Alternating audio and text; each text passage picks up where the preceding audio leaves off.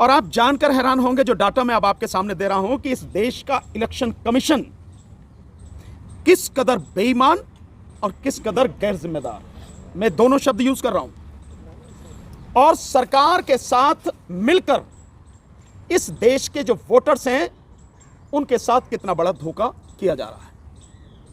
संविधान का अनुच्छेद 324 इलेक्शन कमीशन को जितनी पावर देता है वो सिर्फ इसलिए कि वो independently free, fair and transparent election करा सके। वो जो बाकी बेईमानी कर रहा है और किस तरह से जो चुनाव आयोग जिन मशीनों को यूज कर रहा है कहीं से भी वो सर्टिफाइड और वेरीफाइड नहीं है, जो हम आपके सामने आरटीआई के माध्यम से खुलासा कर चुके हैं। और इसके साथ साथ जिस तरह से बीजेपी के पदाधिकारी भारत इलेक्ट्रॉनिक्स लिमिटेड में इंडिपेंडेंट डायरेक्टर के रूप में सारा वो काम संभाल रहे हैं जो ईवीएम बनाने का है, वीवीपैट बनाने का है, और सीक्रेट इनक्रिप्टेड कोड जो कोर है उसके लिए जो चिप इस्तेमाल होती है उन सब के डेवलपमेंट में किस तरह का उनका रोल है। अगर सीधे से कहूं कि बीजेपी ही मशीन बना रही है और इलेक्शन भी बीजेपी ही करा रही है। सो आज जो केस कोर्ट में था वो इस बात के लिए था कि जो वोटर लिस्ट फाइनली जारी की है इलेक्शन कमीशन ने पूरे देश के लिए, जो 2024 का चुनाव होने वाला है, जो 1 जनवरी 2024 को बेस लेके उन्होंने सारा सर्वे कराया, और इलेक्शन कमीशन ने एक लेटर जो जारी किया उस लेटर में बाकायदा लिखा कि जो वोटर लिस्ट बनानी है उसमें डोर टू डोर जाके, यानी घर घर जाके ये वेरीफाई करना है कौन कौन वोटर हैं, कौन नया वोटर है, कौन मर गया और कौन व्यक्ति यहां से जाके दूसरी जगह शिफ्ट कर गया। यह बाकायदा डायरेक्शन दी गई। लेकिन जब डिस्ट्रिक्ट कलेक्टर जो डिस्ट्रिक्ट इलेक्टोरल ऑफिसर होता है, पहले ये लेटर हर स्टेट के इलेक्शन ऑफिसर जो है उनको जारी किया गया और उसके माध्यम से इस ऑर्डर की कॉपी नीचे डीएम एसडीएम तक भेजी गई कि ये आपको काम करना है। और उसके बाद में जो कलेक्टर्स हैं उन कलेक्टर्स ने बीएलओ और एसडीएम वगैरह उनकी रिपोर्ट के आधार पर एक सर्टिफिकेट वो जारी करते हैं कि ये जो वोटर लिस्ट है ये सब कुछ चेक करने के बाद पूरी तरह से सही है और अब हम इसको जारी कर रहे हैं और भेज रहे हैं, हम भेज रहे हैं इसको। सो उसके बाद वो सारी चीजें होके इलेक्शन कमीशन के पास आती हैं, देन फाइनल जो वोटर लिस्ट है वो जारी होती है सबकी। वो जो वोटर लिस्ट जारी हुई हैं, अब जान के हैरान होंगे, उन वोटर लिस्ट में अकेले मैं उत्तर प्रदेश की बात बता रहा हूं, अकेले उत्तर प्रदेश में 71 लाख वोटर्स डुप्लीकेट हैं, अकेले एक प्रदेश में। और बाकी 28 राज्यों और 8 केंद्र शासित प्रदेशों में आप इसी से अंदाजा लगा सकते हैं कि कितने वोटर्स डुप्लीकेट हैं। यह मामला आज सुप्रीम कोर्ट में था, चीफ साहब की कोर्ट में था। और इसके साथ साथ मैं कुछ और डाटा आपके सामने दूंगा जिससे आप जानेंगे कि इलेक्शन कमीशन किस कदर बेईमान और निकम्मा है। जो जिम्मेदारी संविधान ने उसको सौंपी उस जिम्मेदारी को निभा नहीं रहा है और इतनी हेरफेर है जिसकी आप कल्पना नहीं कर सकते। मैं कुछ डाटा उसके विषय में आपको देता हूं। ये तो मैंने आपको बताया कि डुप्लीकेट किस तरह से है। डुप्लीकेट किस आधार पर है? डुप्लीकेट है भाई चेहरे से आप पहचान लो, किसी का फोटो, एक ही व्यक्ति का फोटो 2, 3, 4 जगह हो सकता है, एक ही व्यक्ति का नाम 2, 3, 4 जगह हो सकता है। सो इस आधार पर जो डुप्लीकेट हैं वो 71 लाख वोट हैं।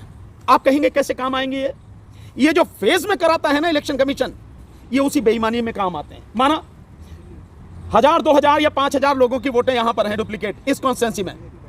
इस कॉन्स्टिट्यूंसी में पहले फेज में हो रहा चुनाव, देन अगली कॉन्स्टिट्यूंसी जो है उसमें अगले फेज में चुनाव होगा, वहां भी वही वोटर है, फिर तीसरे में होगा। सो ये जो लोग हैं ये इस तरह से वोट देके काम आते हैं। अब आप कल्पना कीजिए कि जहां पे 100 वोटों से, 50 वोटों से, 500, 1000, 2-4 हजार वोटों से हार जीत होती है, वहां 71 लाख वोटों में कितनी कॉन्स्टिट्यूंसी साफ हो जाएंगी, कितनी बड़ी बेईमानी हो जाएंगी। और इलेक्शन कमीशन की जिम्मेदारी है कि एक भी वोटर जो 18 साल का है और जिंदा है उसकी वोट वोटर लिस्ट में आए बिना न रह जाए, उसका नाम आए बिना न रह जाए और कोई डुप्लीकेट या किसी तरह की भी गड़बड़ी नहीं होनी चाहिए। यह मुकदमा चल रहा है।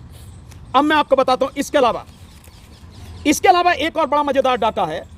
इलेक्शन कमीशन कहता है कि 18 से 19 साल के जो लोग बच्चे हैं, जो नए वोटर हैं 18 से 19 साल के, वो ओवरऑल जो है पूरे देश में उनकी संख्या जो कुल वोटर हैं उसकी 4-4.5%, कहीं 4.38% है, कहीं 4.56% है, कहीं 4.1% है, कहीं 3.89%।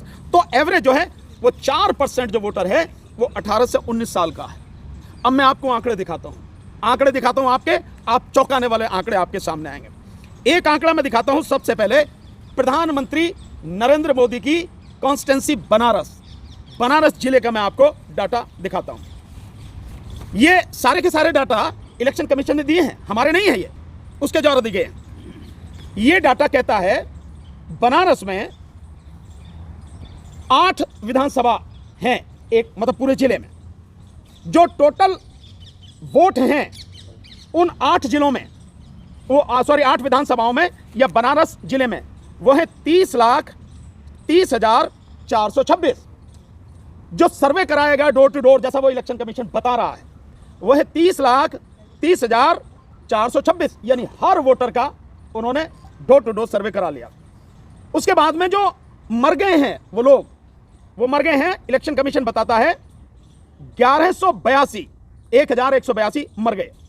बनारस की बात बता रहा हूं मैं। इसके अलावा जो शिफ्टेड है, यहां से छोड़कर कहीं और चले गए, उनकी संख्या है 3,285। तो वोट कौन से कटने चाहिए थे? जो मर गए और जो वहां से छोड़ के चले गए, शिफ्ट हो गए, यही तो वोट कटने चाहिए थे वोटर लिस्ट में से। वोट कटी कितनी? अब ये मजेदार आंकड़ा, इनके हिसाब से जो वोट कटनी चाहिए थी, जो मरे हुए की और शिफ्टेड की हैं, वो 5,388। ये टोटल वोट कटनी थी। तो 5,388 की बजाय वोट कितनी काटी? 55,545 वोटें काट दी गई। आप समझ रहे हैं?